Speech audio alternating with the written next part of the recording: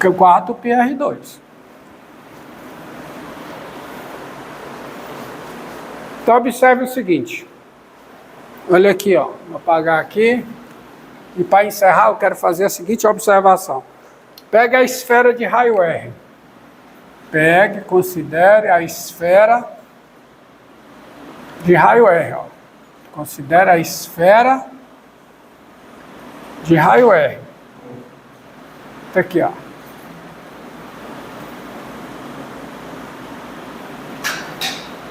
Que é a esfera de raio R. Aí considere para cada X aqui, a esfera de raio X, ó.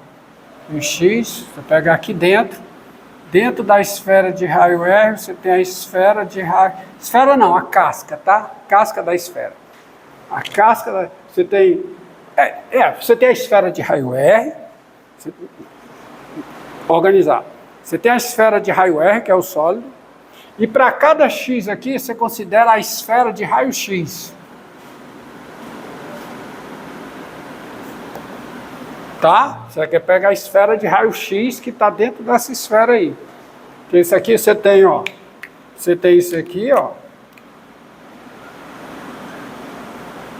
Correto?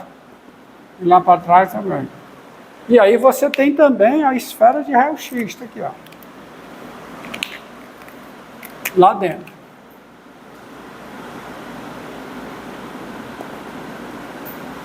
Se você denota a esfera de raio R por SR, a esfera não, a casca, a esfera de raio R por SR, a esfera, tá? A esfera de raio R é a união, e eu vou denotar por CX a superfície da esfera de raio-x, ou seja, a casca da esfera de raio-x, não a esfera. Então, se eu pegar só a casca da esfera de raio-x, a união das cascas de esfera de raio-x com o x no intervalo 0R, isso me dá a esfera de raio R.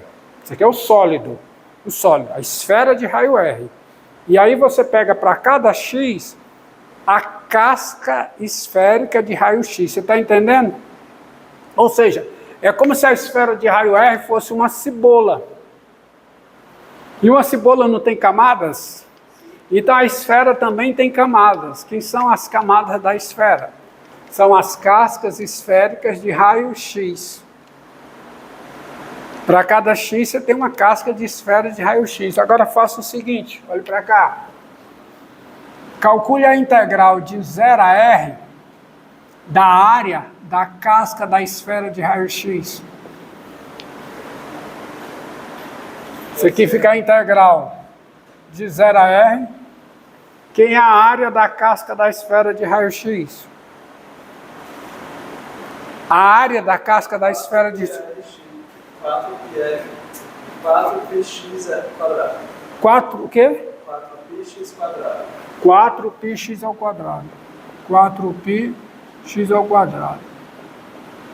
Mas isso é igual a quê? A 4π vezes o quê?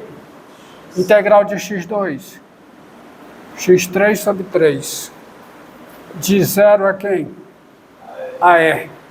Ou seja, isso aqui é 4π vezes R3 sobre 3, que me dá o quê?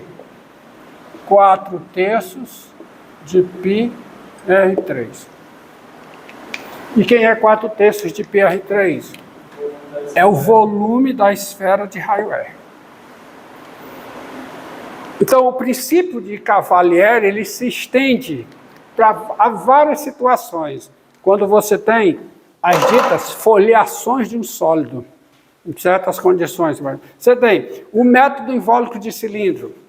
As seções lá, as cascas que decompõem o sólido, quando você faz a rotação da região em torno do eixo das ordenadas, as cascas não são seções transversais planas, são o quê? São seções transversais cilíndricas.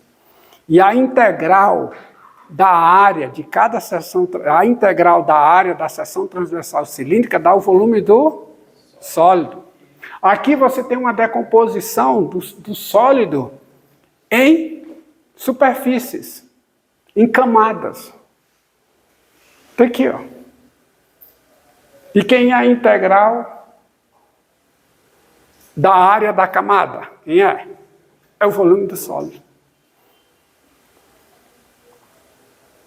Então, esse princípio é o princípio geral. Quando você decompõe em certas condições, se você decompõe o sólido em folhas, e tem a área dessas folhas, a integral numa direção da área dessas folhas dá o quê?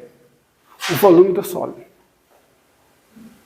Isso não só vale para seções transversais, planas, e não só vale para seções transversais cilíndricas. Vale em situações mais gerais. Tá aqui, ó.